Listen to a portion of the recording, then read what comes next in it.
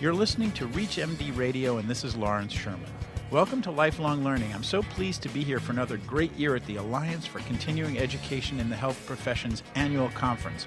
Joining me here at the ReachMD mobile studio is Maureen Doyle-Scharff, and she's got several titles, and I'm going to tell you what they are. She is, in her day job, the Senior Director, Team Lead, Independent Grants for Learning and Change at Pfizer, but she's also the chair of the 2014 annual conference here at the Alliance for Continuing Education in the Health Professions.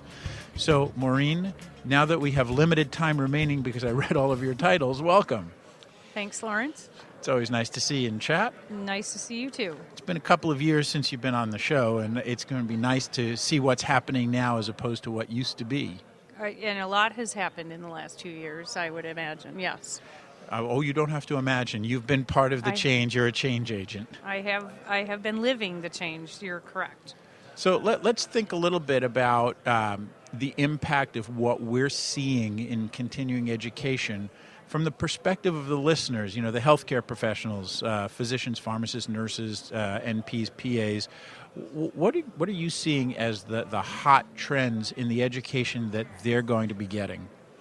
I think probably the trend or important issue that comes top of mind is this notion of moving beyond education for education's sake, that all stakeholders involved in education, in medical education or continuing education in the health professions, are being asked to become more accountable in terms of why we're producing education, why we seek education, what we're doing with that education, how we're applying it to practice, and ultimately, and this applies to all stakeholders, how that education is somehow impacting our ability to improve the care of patients.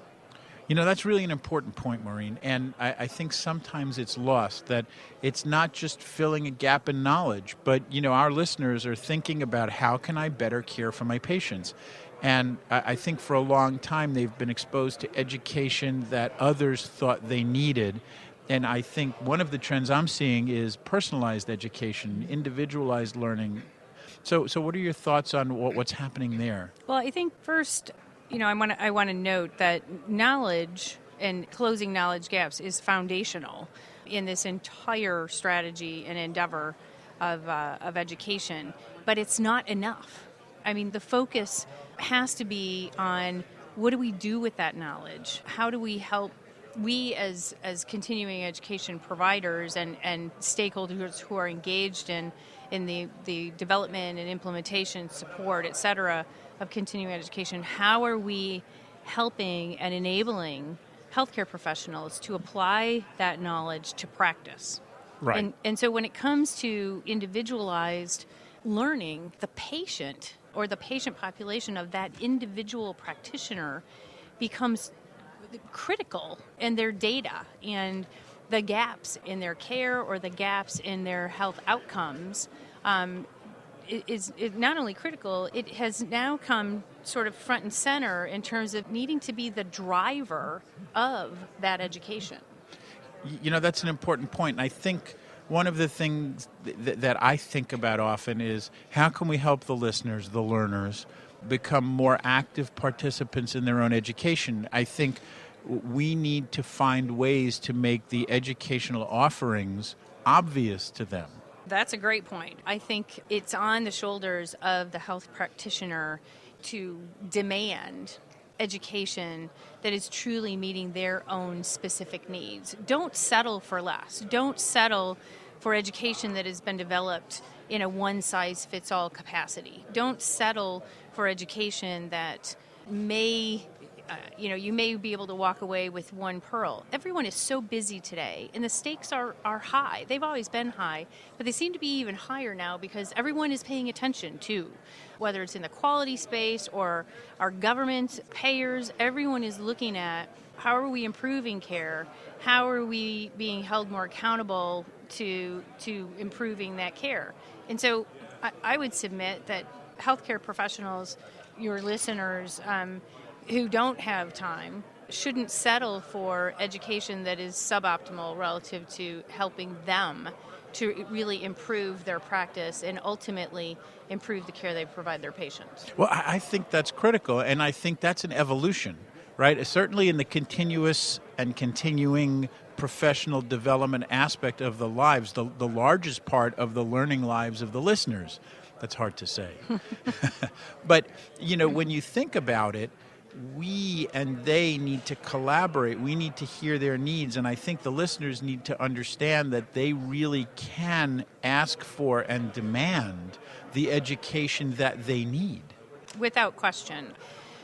I haven't met a healthcare professional yet who's not motivated by data, especially when it comes to data on their patients. And so I would encourage all healthcare professionals to utilize data to help make those decisions. Not only demand education that is truly meeting their own personal needs, but demand data on whether or not that education is theoretically sound. The content is as accurate as can be based on the evidence, and I mean all evidence that exists out there. The data is driving so many things within our healthcare system today, and it should drive our change relative to the quality of education and what every stakeholder's expectation should be in the future of what quality education looks like. I want to come back to that in a minute, but something strikes me about what you just said. We talk a lot about evidence-based medicine. What about evidence-based education? I mean, that's what we're talking about, isn't it? It is, and we don't talk about it enough because, quite frankly, from my vantage point, I see an awful lot of education being developed, webinars being developed because the organization happens to do webinars well. So that's what they do. Whether or not a webinar is the most appropriate vehicle or methodology to impart the information or ultimately lead to a practice change that one seeks to make in the healthcare setting. So I think, yes, there needs to be a better body of evidence, and healthcare professionals should be asking for it or demanding it relative to the quality and the integrity of the education that they participate in. If you've just tuned in, this is Lifelong Learning with Lawrence Sherman, and you're listening to ReachMD Radio. With me in the ReachMD mobile studio at the Alliance for Continuing Education in the Health Professions annual conference is Maureen Doyle-Scharff. Maureen has several roles, including being part of the Independent Grants for Learning and Change department at Pfizer, as well as serving as the chair of the meeting that we're currently at. So, Maureen, let's talk a little bit about where you were going before with data and good providers. I think there's been some things in the news lately, in the medical press, focusing in on continuing medical education, focusing in on who should and shouldn't be providing the education. And I think it's important that the listeners understand from all of our perspectives what quality measures go into place and that there's a trust level, assuming that there is some accreditation or certification. Yeah, accreditation is not discriminatory. I mean, the accreditation rules and requirements that we have in place here in the United States, and that's true both of medical education, nursing, pharmacy, PA, a whole variety of healthcare professionals. There's a set of criteria and a set of standards. And if you are a provider that works within one or more of those accreditation systems, then you are required to uphold those requirements and standards, regardless of whether you're a small community hospital, a major research university with an academic medical center, a society, an education organization, a quality improvement institution, or what have you. Those individual organizations who seek and ultimately achieve accreditation are all measured against the exact same standards and criteria. So I think we're sort of asking the wrong question. We should be more instead focused on the integrity of the education itself and whether or not good adult learning principles and other measures are put into play relative to the type of education and its impact on the learners and then ultimately on the patients. Well, that's exactly where I was hoping you'd go with this, Maureen. I guess we know each other long enough. So how can we help our listeners decide what education is right for them? How can they judge the quality of an activity or relevance of an activity to their own needs? Well, I go back to an earlier comment. I think, request or demand information and data from the organizations or institutions that you may engage who are providing the education. I think, in this trend toward personalized education, where, as I mentioned before, one size fits all, from my vantage point, is a waste of time, energy, and a whole lot of money. When multiple bodies are producing education that might meet a need for someone. I would encourage healthcare professionals to think local. Your community providers, your organizations that you are engaged in, where you can share patient practice data that will enable them to help almost customize or at least point you in the right direction of various educational offerings that may in fact meet your needs. Ask questions, question the quality and I'll use the word intentionally, validity of educational offerings that you're being exposed to and that you potentially might be participating in. I think that's several important points right there. Most notably, being active in the selection process. I think quite often, lots of us out there looking for good quality education are more focused on making sure that we find something rather than finding the right things for what we have as needs. Let's go on to something I think that we both have an interest in, which is interprofessional education. What trends are you seeing there? Well, certainly it's a trend. It's a recognition that care is almost never provided in a vacuum, that patients are cared for by teams of individuals.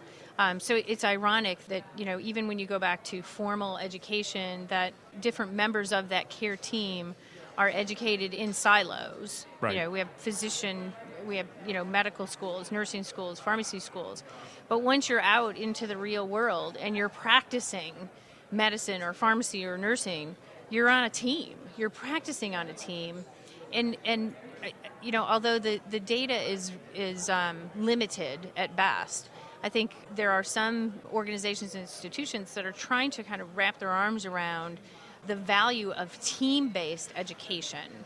Interprofessional is an interesting challenge because it could be the same education that's been customized or modified based on the recipient, from the physician vantage point versus the nurse's vantage point, but it might not be offered in a team capacity. Many other organizations that I'm familiar with are trying to sort through and, quite frankly, shift the culture to engage teams in practice improvement, performance improvement types of initiatives, because at the end of the day, that actually is usually how a practice is going to improve.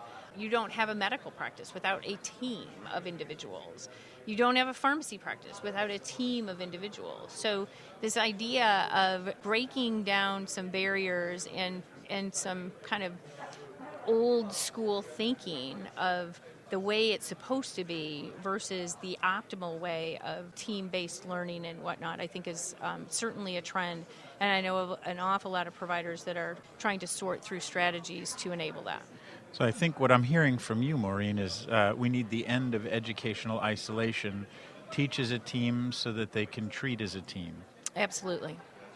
Well, Maureen Doyle-Scharff, who has many roles, including Senior Director, Team Lead, Independent Grants for Learning and Change at Pfizer, and Chair of this 2014 Annual Conference of the Alliance for Continuing Education in the Health Professions.